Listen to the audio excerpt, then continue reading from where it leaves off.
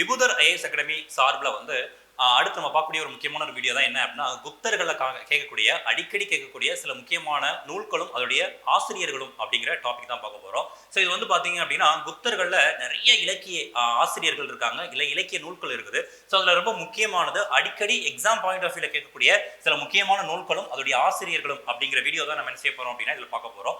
So அதில் பார்த்தீங்க அப்படின்னா நூல்கள். ஸோ நூல்களில் முத்திர ராட்சசம் அப்படின்னு சொல்லுவாங்க, தென் தேவி சந்திரகுப்தம் அப்படின்னு சொல்லுவாங்க. இந்த இரண்டு நூலுமே ரொம்ப ரொம்ப முக்கியமான நூல். ஸோ ஏன் அது ரொம்ப முக்கியமானதுன்னு சொல்லணும்னா, ஒரு குப்தர் அப்படிங்கிற ஒரு பாடம் எடுத்துக்கிட்டீங்க அப்படின்னா அந்த பாடத்தில் இருக்க ஒரு முக்கியமான ஒரு நூல் ஆசிரியர் தான் யாருன்னா விஷாகதத்தர்னு சொல்லுவாங்க. இந்த விஷாகதத்தர் எழுதிய ஒரு முக்கியமான நூல்கள் தான் முத்திர ராட்சசம் அப்படின்னு சொல்லுவாங்க.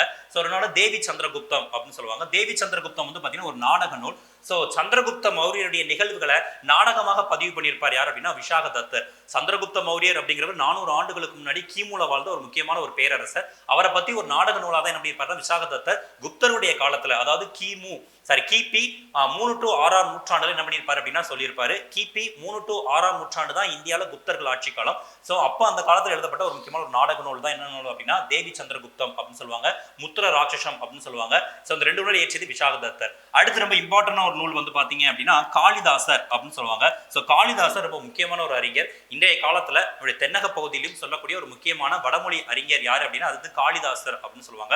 அவருடைய முக்கியமான நூல்கள்ல ஒரு நாடக நூல் தான் என்ன அப்படின்னா சாகுந்தலம் அப்படின்னு சொல்லுவாங்க. மிச்ச இரண்டுமே பார்த்தீங்கன்னா இலக்கிய நூல்கள். ரகுவம்சம், மேகதூதம் அப்படின்னு சொல்லுவாங்க. இது காளிதாசருடைய முக்கியமான இலக்கிய நூல்கள். காளிதாசர் பார்த்தீங்கன்னா நவரத்தின அறிஞர்கள் ஒரு முக்கியமான ஒரு அறிஞராக இருந்திருப்பாரு. ஸோ நெக்ஸ்ட் பார்த்தீங்க அப்படின்னா ஆரிய பட்டியம் அப்படிங்கிற நூல். ஸோ இன்னைக்கு நம்ம பயன்படுத்தக்கூடிய கணிதம் சார்ந்த சில முக்கியமான குறிப்புகள் எதுல இருக்கு அப்படின்னா ஆரிய பட்டியம் அப்படிங்கிற நூல்ல தான் இருக்குது.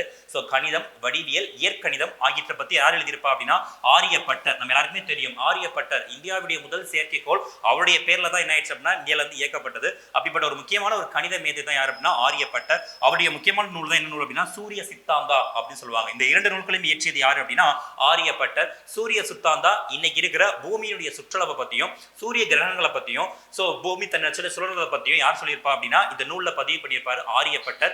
கிபி 5ஆம் நூற்றாண்டுல சொல்லப்பட்ட ஒரு முக்கியமான ஒரு இலக்கியவாதி தான் யார் அப்படின்னா ஆரியப்பட்டர். நெக்ஸ்ட் பாத்தீங்கன்னா பிரகத் சங்கீதா அப்படின்னு சொல்லுவாங்க. அவருடைய இயற்றியவர் யாருன்னா வராகமிகிரன் சொல்லுவாங்க. இவர் வானவியல் அறிஞர் அப்படின்னு சொல்லுவாங்க. ஸோ இன்னைக்கு இருக்கக்கூடிய வானவியல் நிகழ்வுகளையும் பூமியில இருக்கக்கூடிய தாவரவியல் மற்றும் புவியியல் கூறுகளையும் யார் சொல்லியிருப்பா அப்படின்னா பிரகத் சங்கீதா அப்படிங்கிற நூல்ல வராகமிகிரன் சொல்லியிருப்பாரு, ஒரு சிறந்த வானவியல் அறிஞர். தென் அஷ்டத்யாயி அப்படின்னு சொல்லுவாங்க. ஸோ அஷ்டத்யாயி நூலை இயற்றியது அப்படின்னா பாணினி அப்படின்னு சொல்லுவாங்க.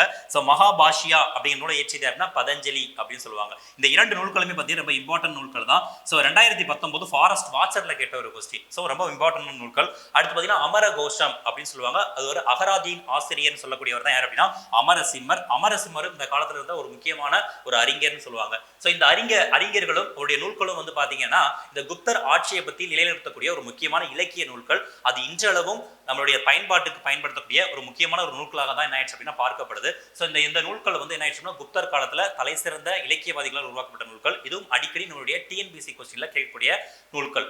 சோ இதே மாதிரி நெக்ஸ்ட் ஒரு வீடியோல பார்க்கலாம். நன்றி.